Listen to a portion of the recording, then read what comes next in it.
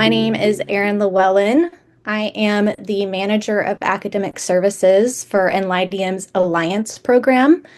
You might not know what that is, but basically, we partner with brick and mortar schools all over the world, and I help run that program. I'm a school counselor and basically do lots of other trainings for the schools. Some of my background, I got my Bachelor's of Science in Psychology from the University of Central Arkansas with a minor in Addiction Studies and Cognitive Neuroscience.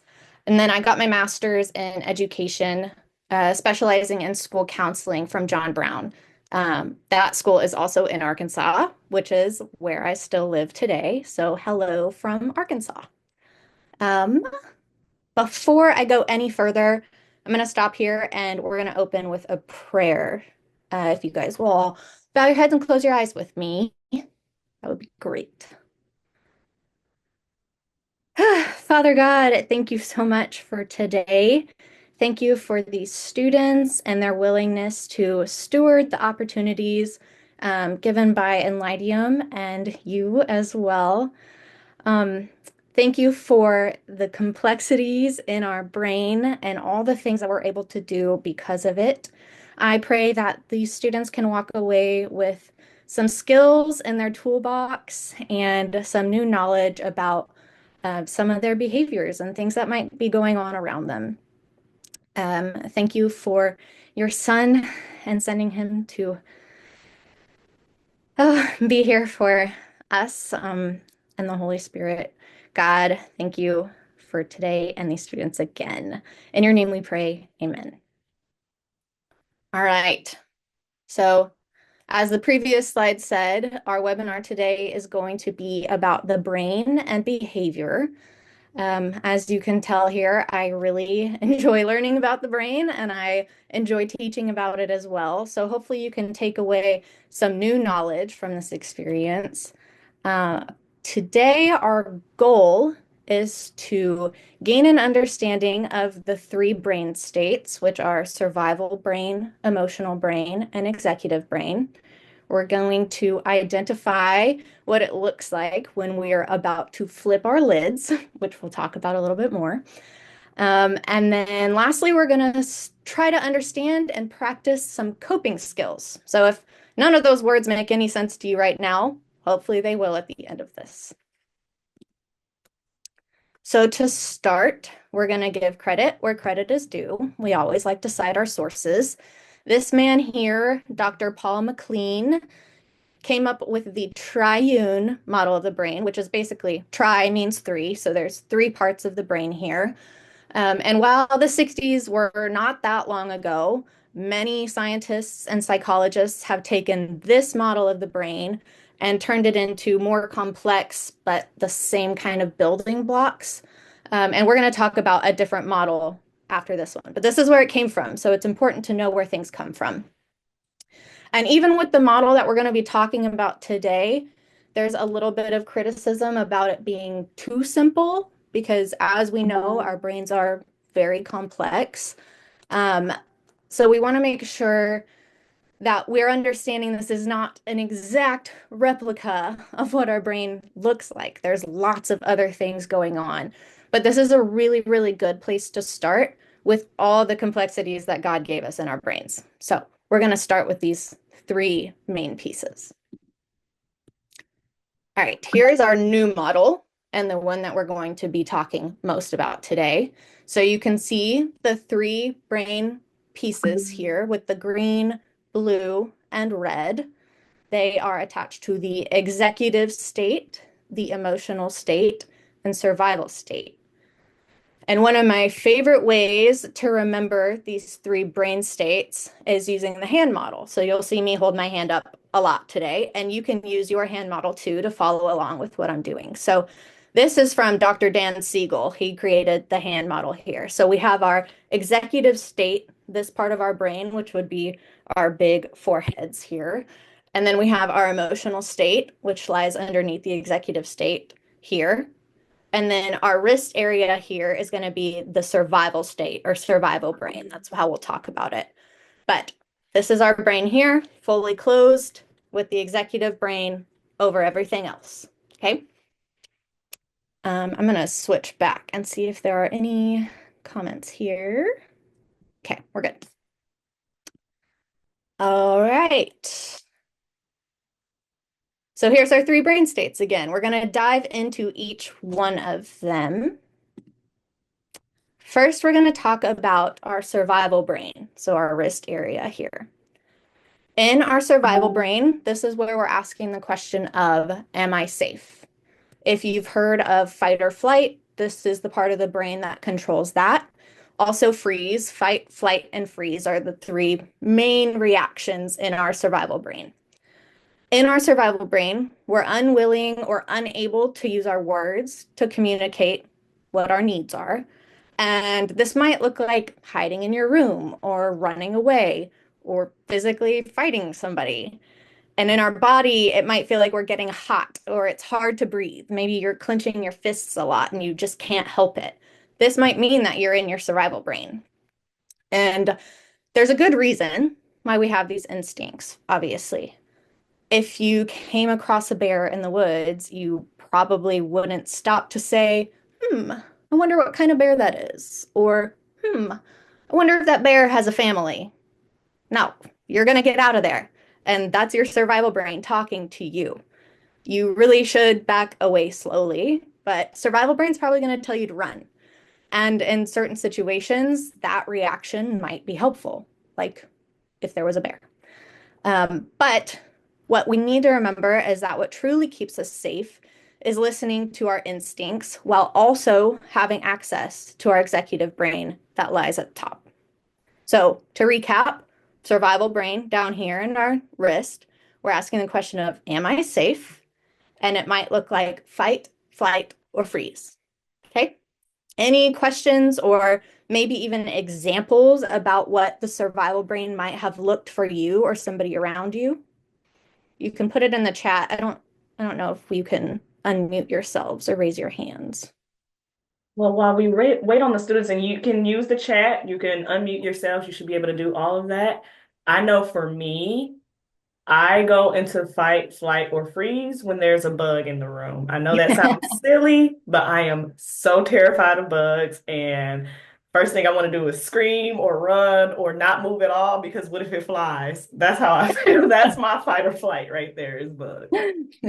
That seems reasonable to me. It really does. Anybody got anything?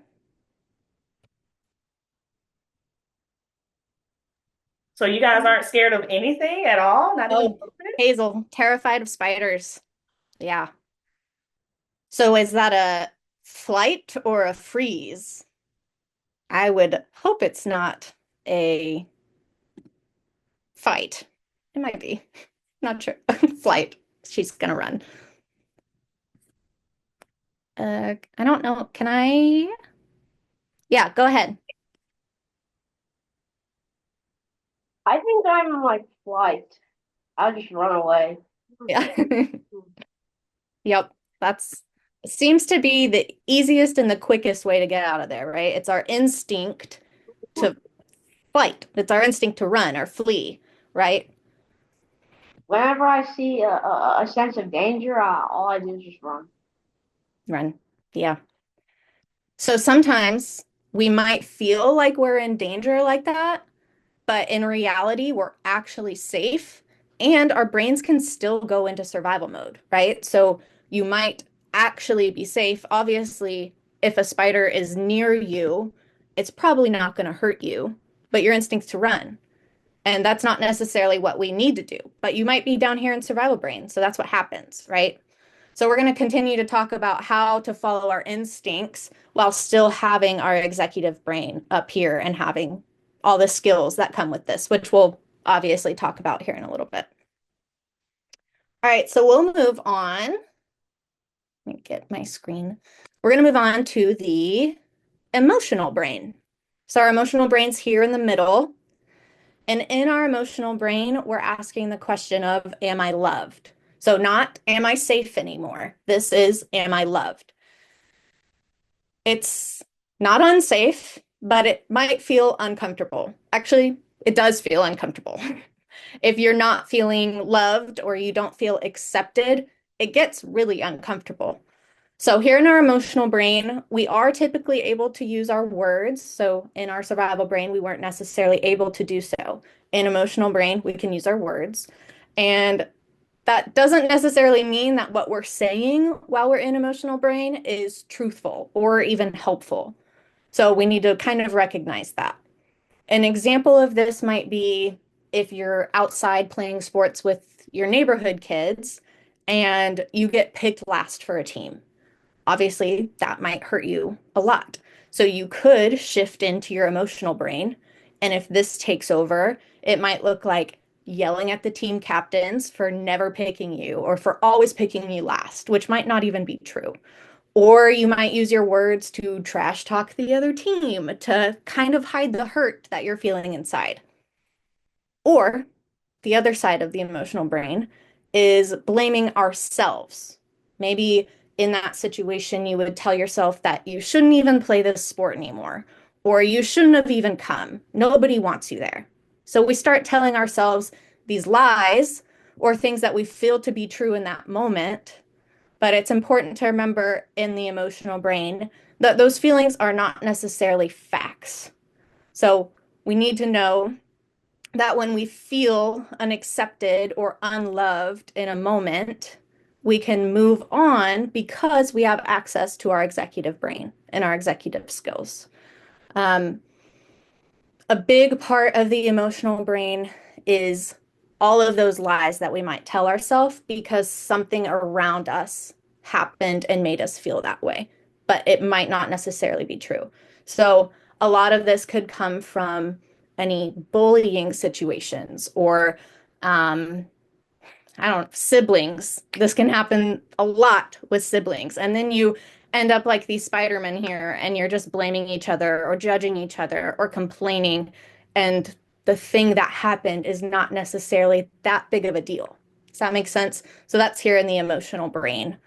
Do we want to talk about that a little bit? Does anybody have any good examples of a time to be in that you might have gone into your emotional brain?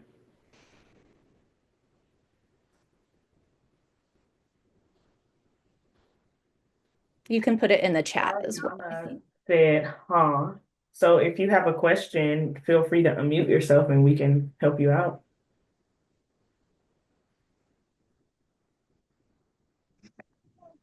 Well, I'm thinking of the big age gap in our family. So sometimes older sibling needs to be reminded that younger sibling might not actually mean to hurt her when he's throwing something at her head, but he still does that kind of stuff. So Yeah, definitely. emotional response could be to take all his toys away and tell him that they're going in the garbage, but calming the situation down is pretty frequent in this household.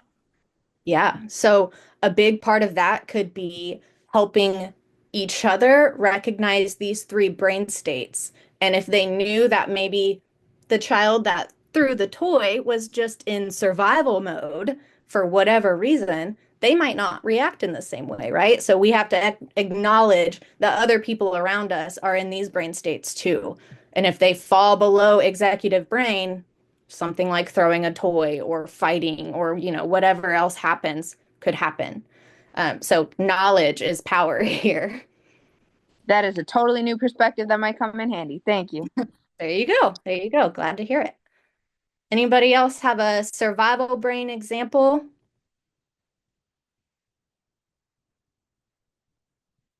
Yeah, somebody not listening to you, causing some anger. Yeah.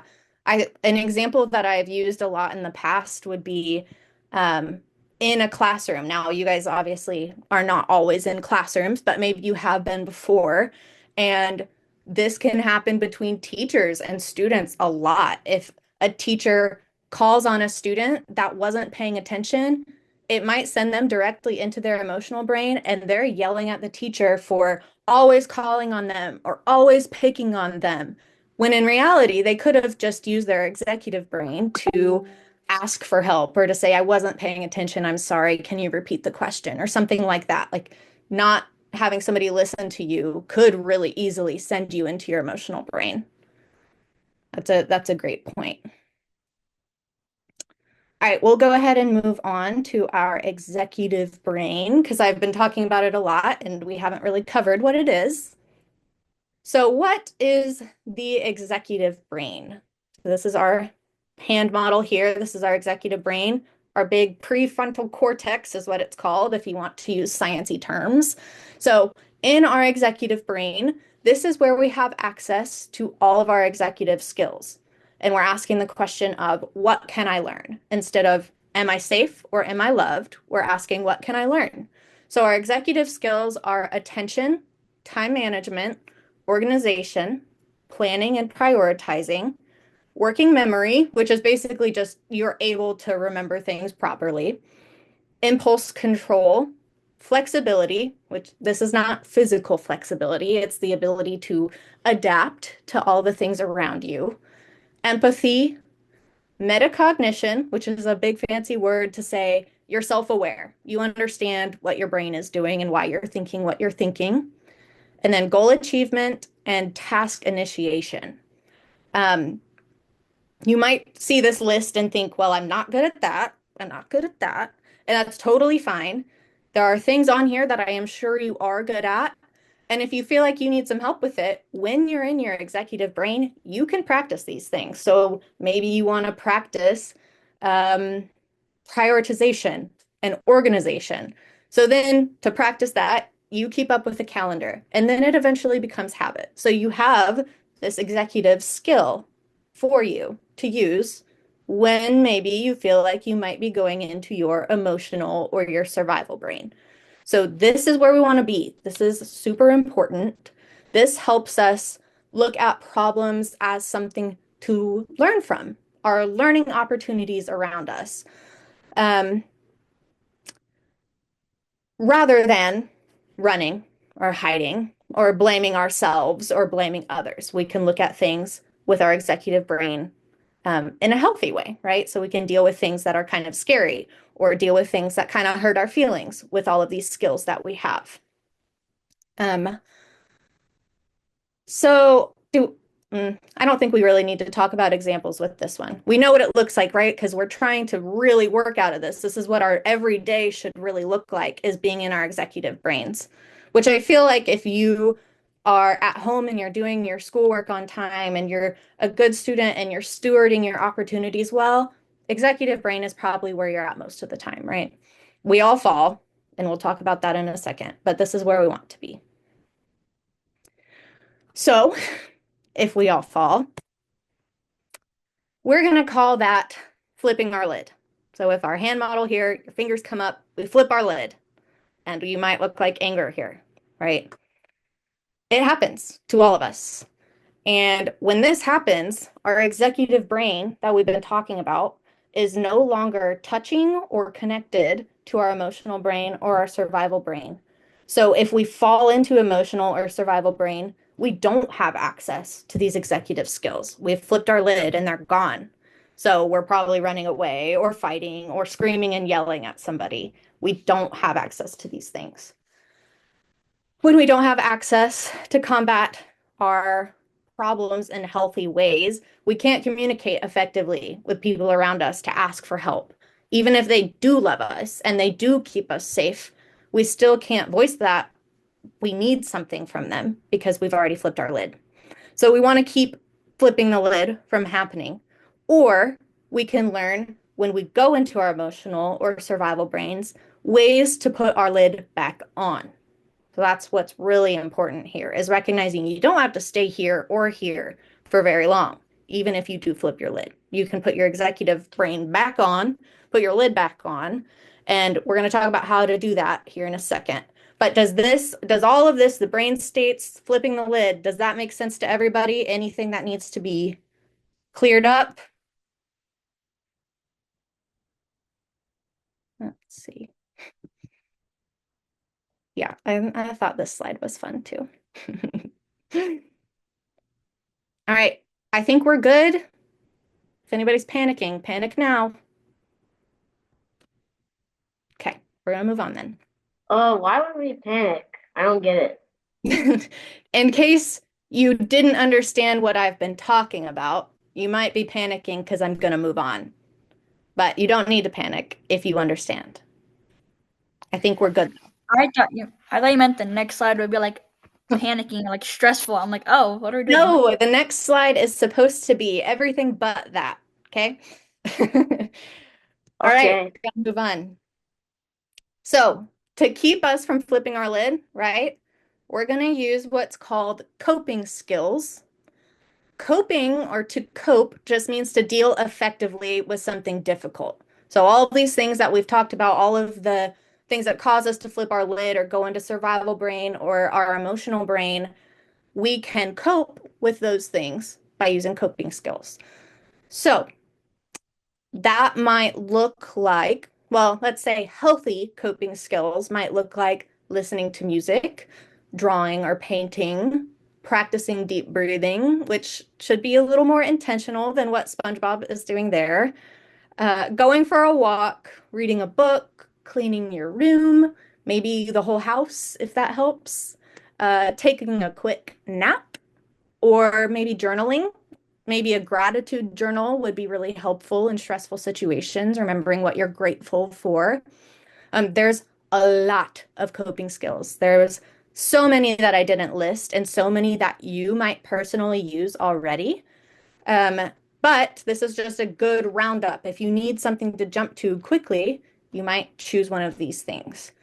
I'm going to ask you to take a minute to jot down a few of your favorite coping skills, maybe some coping skills from this slide that you want to try or start practicing whenever you're feeling stressed out.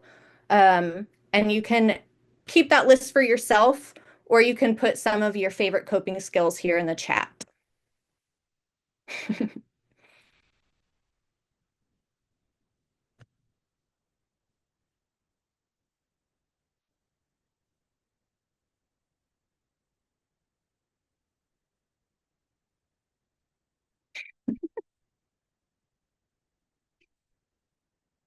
Yes, that is what's happening there. Okay. Going for a walk and a gratitude journal. I like that.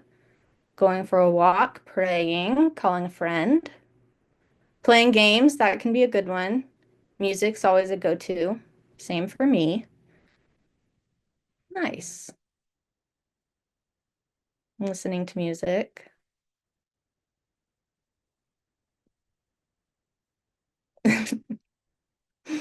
Gratitude journals. Yes, it's a great one.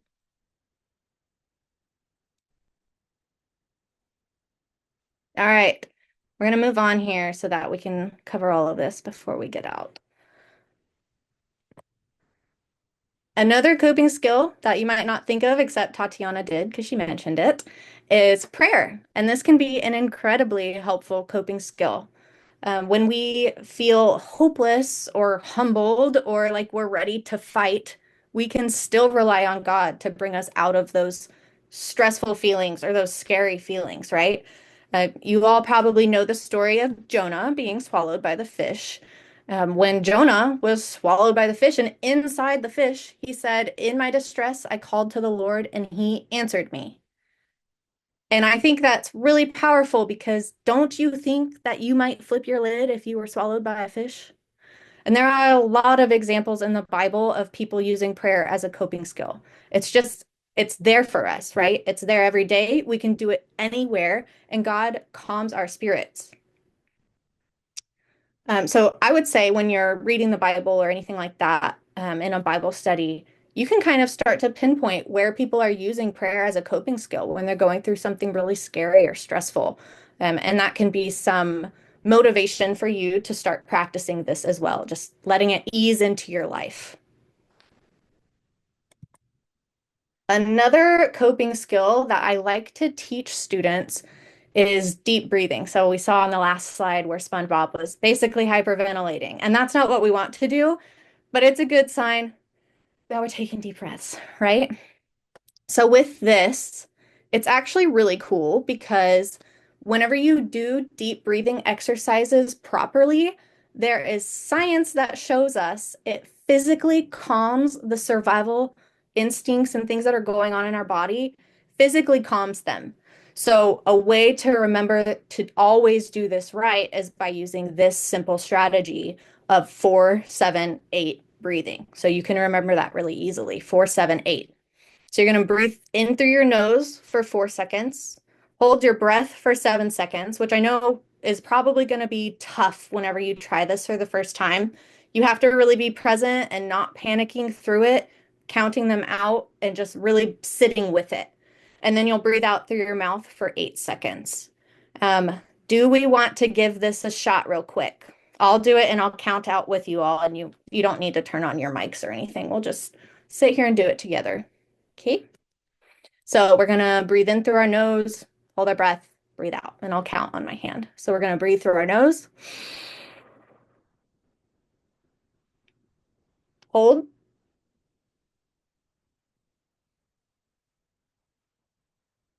breathe out through our mouth.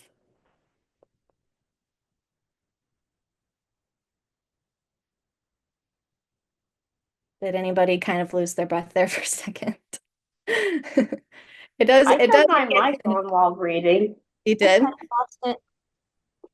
Yeah, it can kind of get you out of breath, and that's not what we want. So that's why we're practicing here to think through it and sit in it rather than, I don't know if you've seen people that are about to go on a boxing match or something like that. They're breathing really deeply and really fast because they're trying to go out and fight, right? But we don't want to do that. We want to do the opposite of that. So we are breathing slowly and mindfully through this practice. Okay.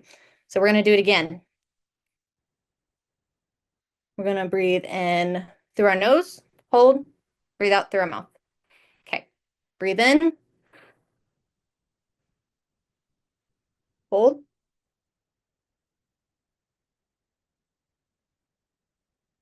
breathe out.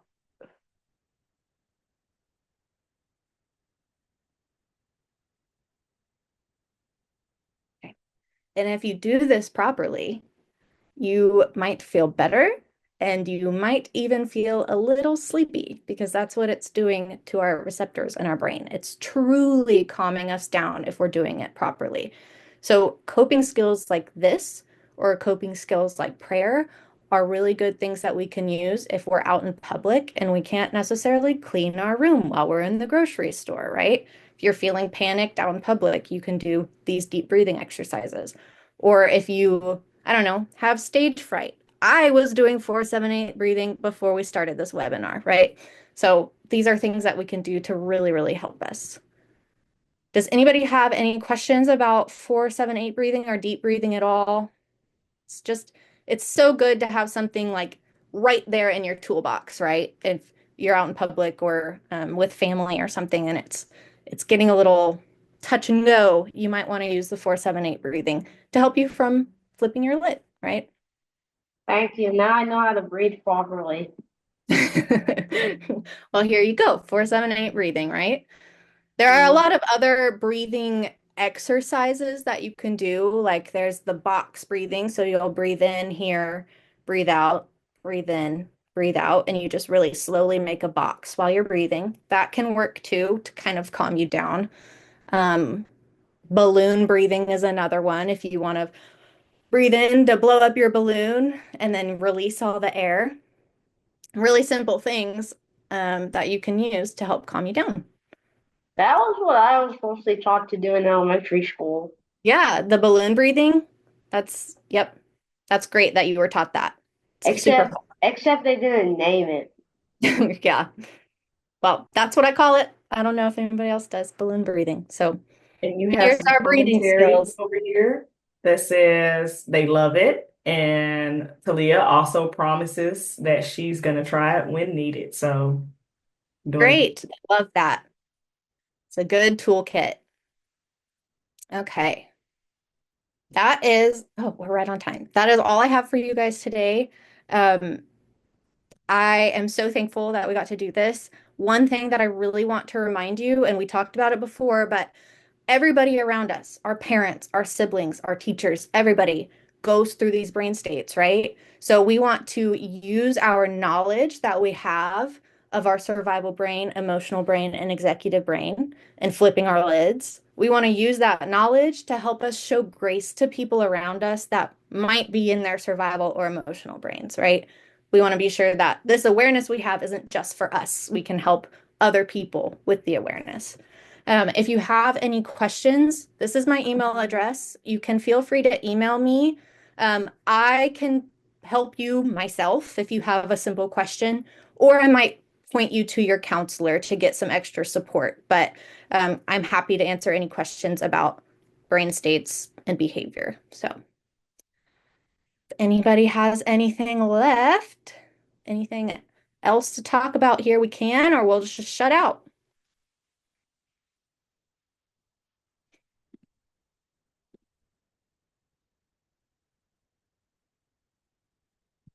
Think we're good? You're welcome. Thank you for saying thank you.